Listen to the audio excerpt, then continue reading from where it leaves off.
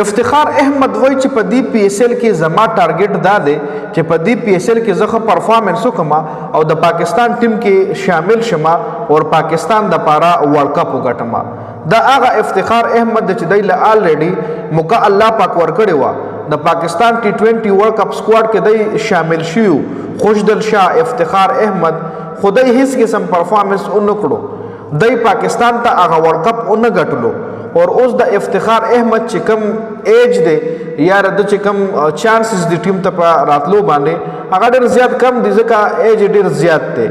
اور ټي 20 کرکټ کې دا وخت د پاکستان کرکټ بورډ کوشش کوي چې نوجوان کھلاډیان ټیم ته راولي چې ډېر وخت د پاره ټیم سروایو کی ډېر وخت د پاره هغه په ټیم کې لوب وکي. نو آیا تاسو غواړئ چې افتخار احمد د پاکستان ټیم کې دوباره شامل شي اور د پاکستان ټي 20 ورلد کپ سکواډ کې دوباره شامل شي؟ تاسو غواړئ که نه کمنټ لازمي وکړئ.